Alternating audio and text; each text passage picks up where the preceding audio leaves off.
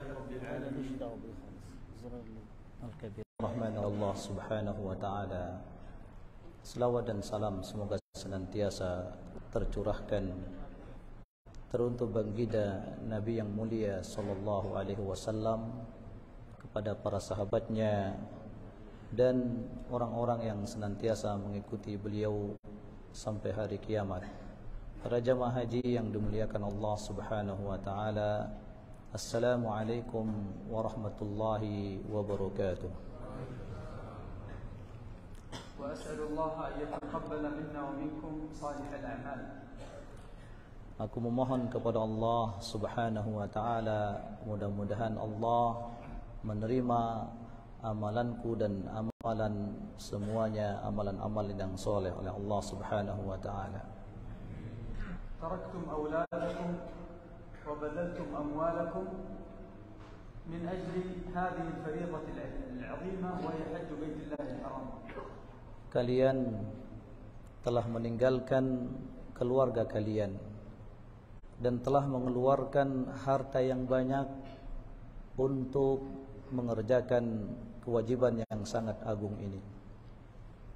وإن من أشهر العبارات التي يرددها الحاج والجمل هي قوله لبيك اللهم لبيك لبيك لا شريك لك لبيك إن الحمد والنعمة لك والملك لا شريك لك.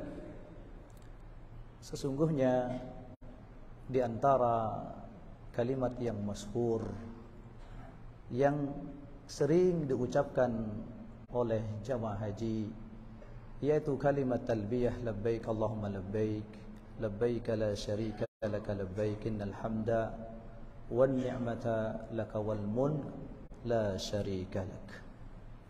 وإذا أراد أن يدخل في نسك الحج ووصل إلى الميقات وأراد أن يحرم فإنه يقول لبيك اللهم حجا. Apabila orang yang akan melaksanakan ibadah haji atau umrah, begitu ia sampai di miqat, maka dia akan mengucapkan labbaik Allahumma hajjan.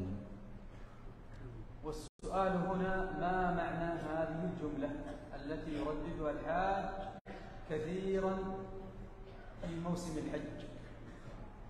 Pertanyaannya di sini jamaah yang dimuliakan Allah Subhanahu wa taala, apakah makna kalimat ini, jumlah ini yang sering diulang-ulangi oleh jamaah haji?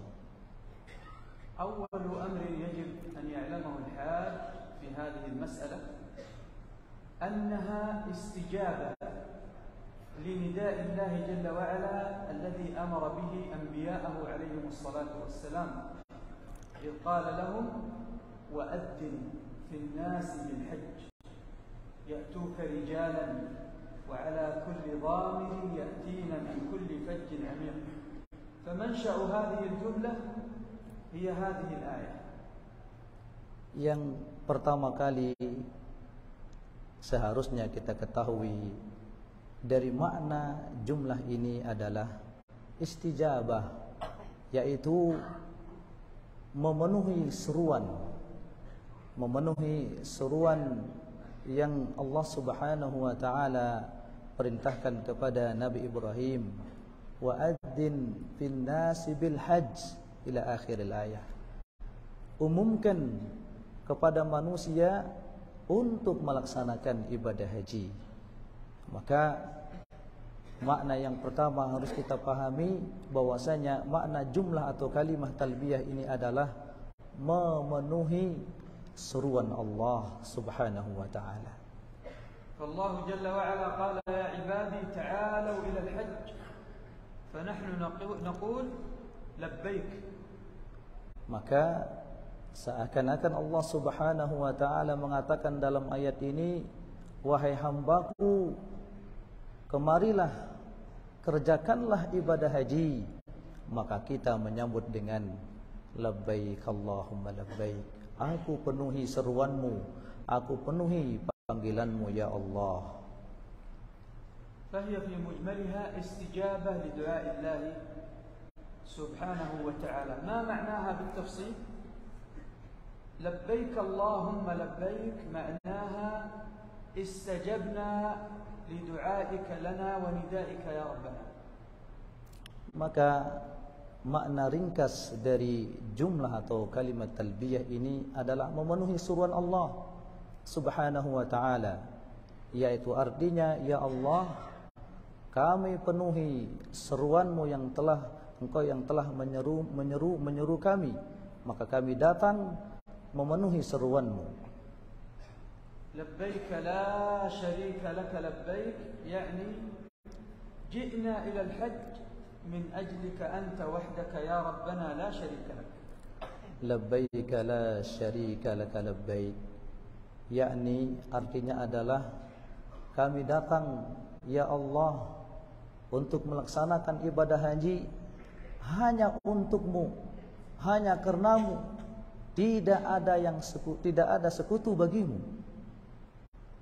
لا نريد المدائح ولا نريد الشهرة ولا نريد غرضا من أغراض الدنيا، لا نريد إلا طاعتك وحدك سبحانك.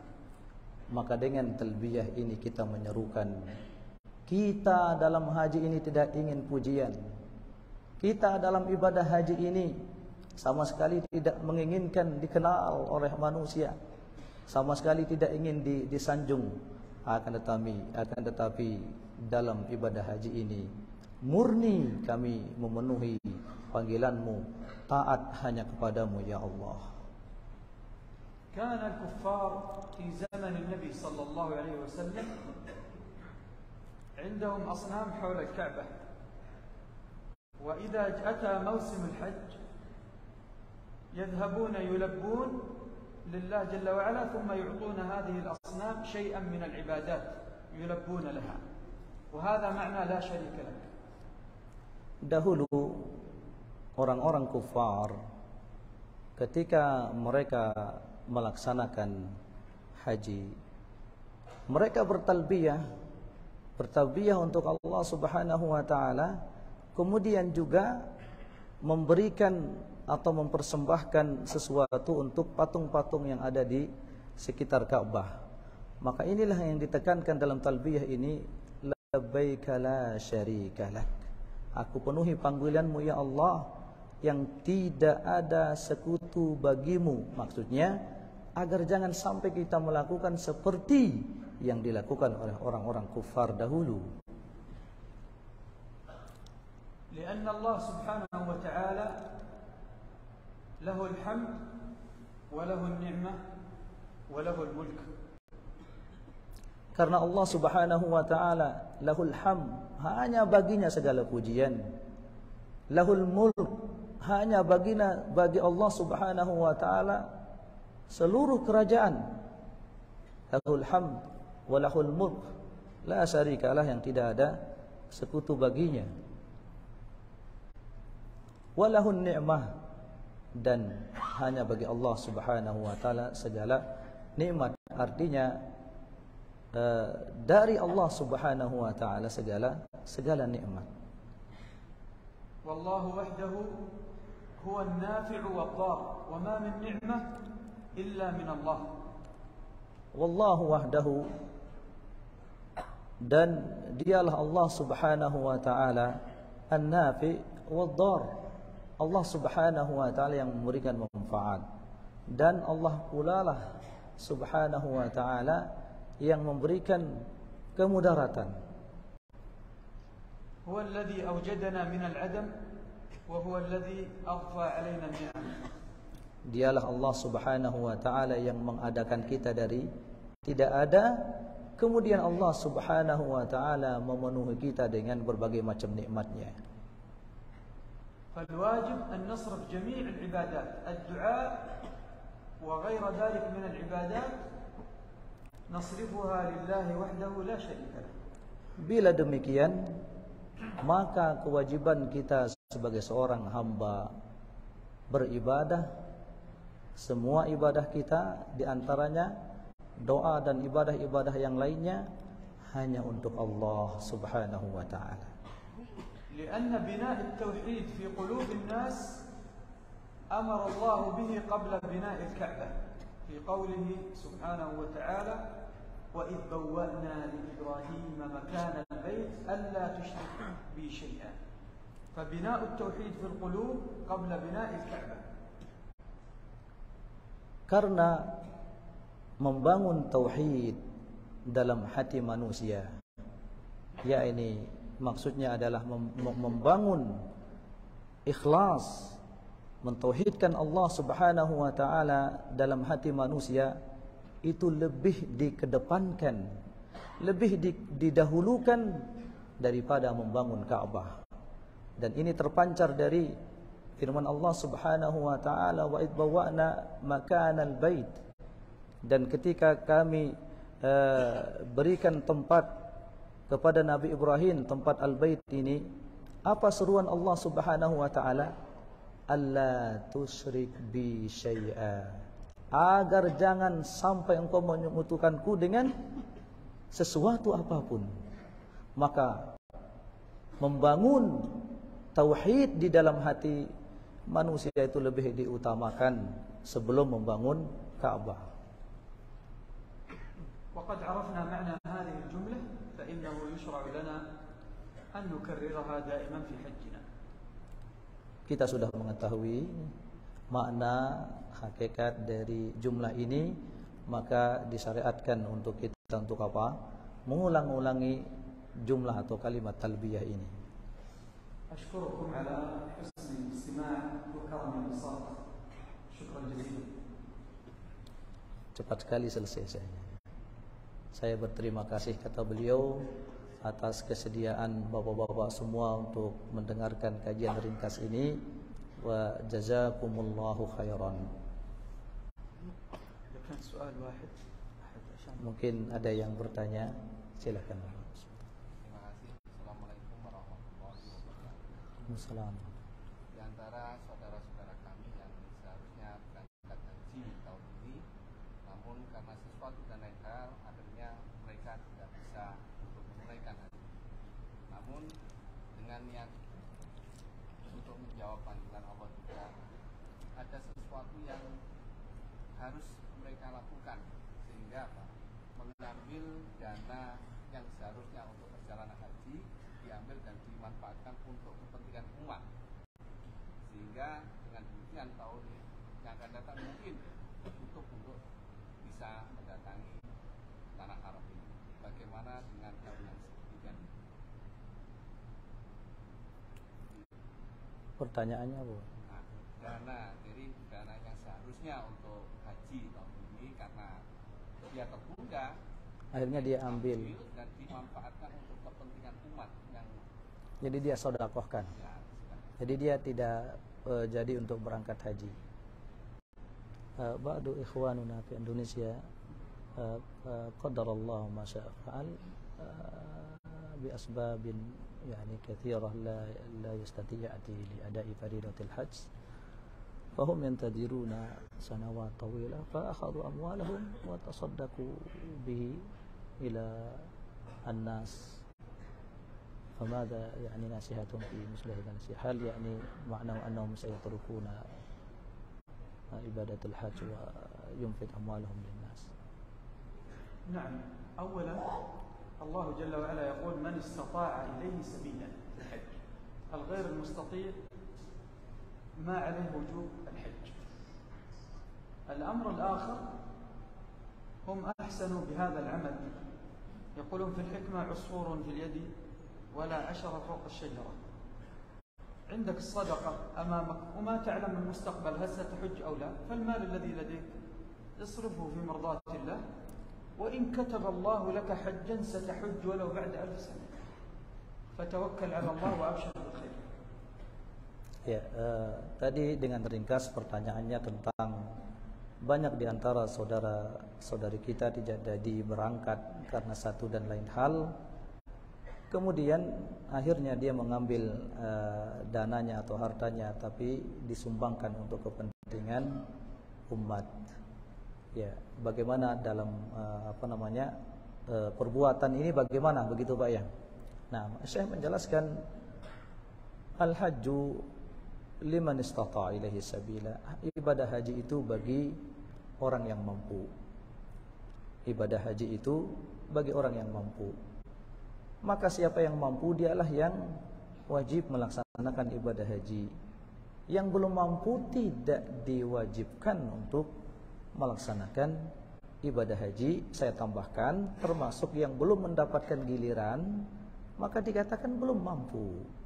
Ya, saya tambahkan, yang belum mendapatkan giliran, maka belum dikatakan dia mampu untuk melaksanakan ibadah haji. Kemudian yang kedua, kata saya menjelaskan, dia telah melakukan kebaikan. Dia telah melakukan kebaikan dengan bersedekah dengan harta yang tadinya dia siapkan untuk berhaji. Silahkan Anda sedekahkan harta Anda, ya.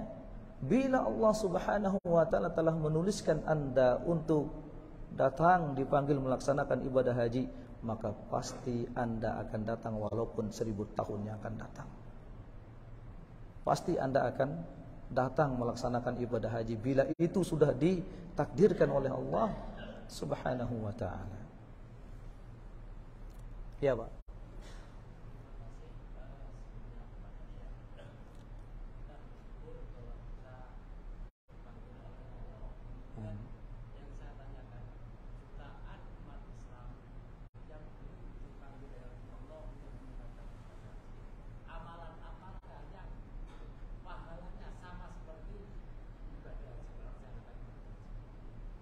Yaqul Syekhana malayin minan nas lam yuqaddar ya'ti li ibadati al-hajj. Hal hunaka amal khassah bi masabati ibadati al-hajj liman lam yastati li ada'i fariidati al-hajj. أولا أنا أبشرك بأن من رحمة الله وفضله ونعمته أن الإنسان إذا حدث نفسه بشيء في قلبه وعزم عليه ولم يتيسر وكان هناك عوائق فإن الله يكتب له هذا العمل وإن لم يفعل. هذا أمر أول.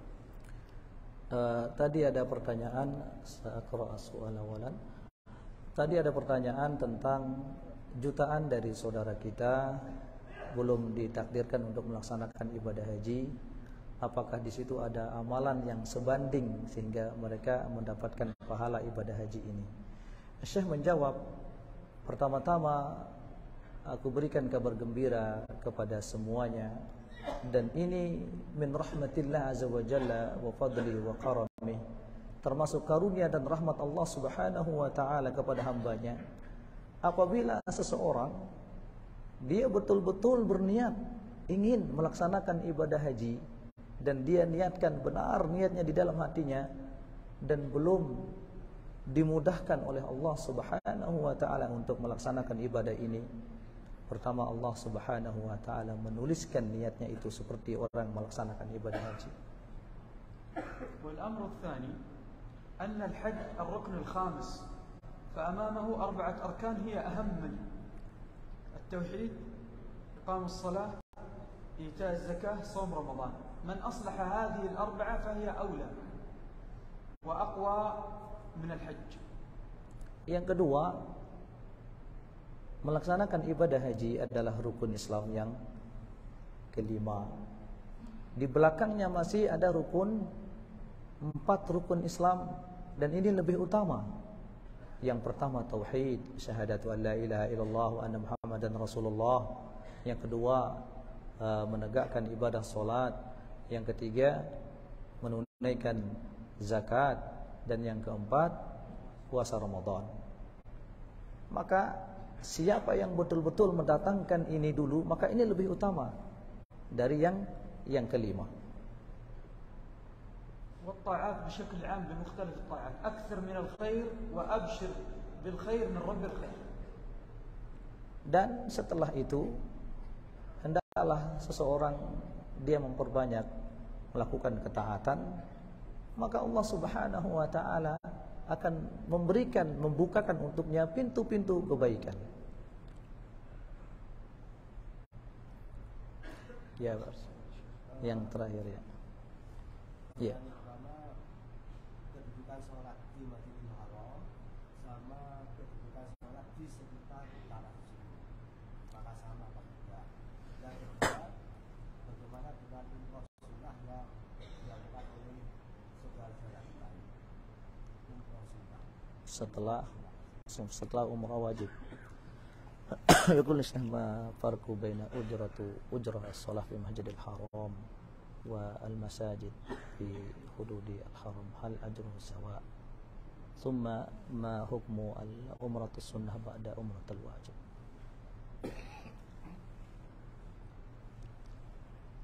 بالنسبة للصلاة في الحرم لا شك أنها عظيمة، والصلاة خارج الحرم لمن لم يستطع داخل الحرم فله نفس الأجر. الأصل أنك تصلي داخل الحرم بجانب الكعبة، فإن لم تستطع يكتب لك نفس الأجر بجانب الحرم في المساجد التي هي خارج الحرم. هذا جوابا حتى نخرج من الخلاف. Pertama tadi Bapak kita bertanya tentang apakah di situ ada perbedaan pahala antara sholat di Masjidil Haram dengan masjid-masjid di sekitar tanah haram. Syekh menjawab, yang pertama, as-salatu ajruha azim, ibadah azimah. Salat ini pahalanya sangat besar dan ibadah yang sangat agung. Dan siapa saja yang salat di Masjidil Haram tentunya dia akan mendapatkan pahala yang sangat besar seperti sebagaimana disebut Muhammad SAW. Demikian juga siapa yang belum mendapatkan salat di tanah haram, maksudnya di Masjidil Haram, kemudian dia salat di sekitar masjid-masjid yang masih ada di tanah haram, maka dia mendapatkan pahala yang sama. Dia mendapatkan pahala yang sama. Satu soal ما حكم عمرة السنة بعد عمرة الواجب. هم يعني مثلا أدوا حج التمتع تمروا بعد العمرة يؤدي عمرة ثانية عمرة سنة مثلا يعتمر بعد لإخوان. الذي أنصح به أنك تكتفي بعمرة واحدة فقط في سفرك.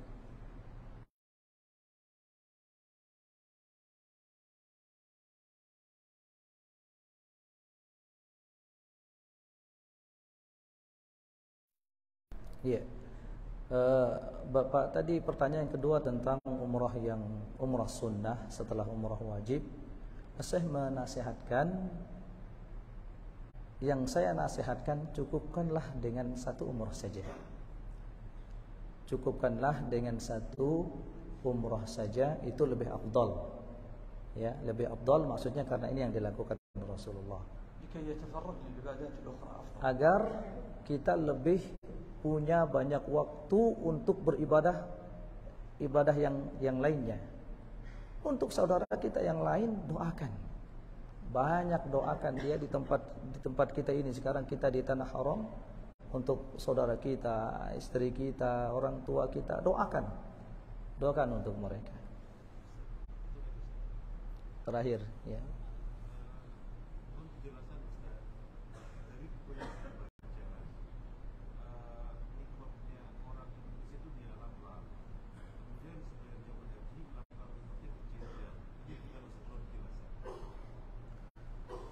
Pakai pesawat ya? Oh, turun. Yaqul Syekhana ana qara'tu anna miqat Indonesia yamurru bi Yalamlam. Yamurru bi miqat Yalamlam walakinnahum nazalu fi matar Jeddah wa yahtarimuna min Jeddah. وعن طريق الطائرة يأتي. طريق الطائرة. الطائرة هناك. نزل. إيه. لكن الطائرة يعطيه المدير. نعم. يعطيه أننا قد حاذينا الميقات. أيوة، ولكن ما احترم من هناك، ما أخذ الإحرام من هناك، أخذ الإحرام من جدة من مطار.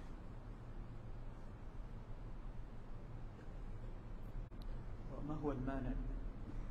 هل سمع المدير أو لم يسمع المدير؟ Ya, tadi pertanyaannya tentang, saya membaca bahwasanya miqat orang Indonesia ketika menggunakan pesawat, dia akan melewati miqat. Ya, pesawat diumumkan bahwasanya para jamaah haji, sekarang kita melewati miqat Yalamlam, maka hendaklah Anda sekarang mengambil ihram dari sekarang. Dengar nggak Pak itu pengumumannya di pesawat? Kira-kira dengar nggak Bapak? Ya. Lalu Syekh bertanya, kira-kira kalau yang tidak mengambil miqat di atas pesawat tadi di Yalamlam, apa kira-kira yang menghalangi sehingga jamaah haji tidak mengambil miqat di Yalamlam, artinya berihram di atas pesawat? Kira-kira halangannya apa?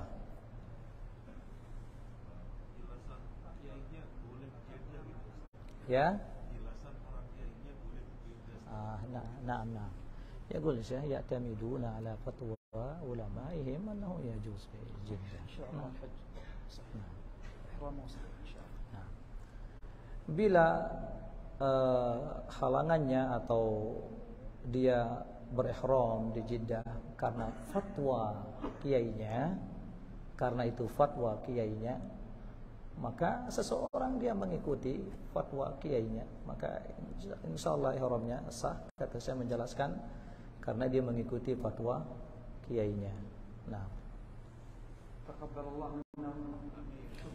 semoga Allah menerima amal ibadah kita semua. Jazakumullahu khairan. Wassalamualaikum warahmatullahi wabarakatuh.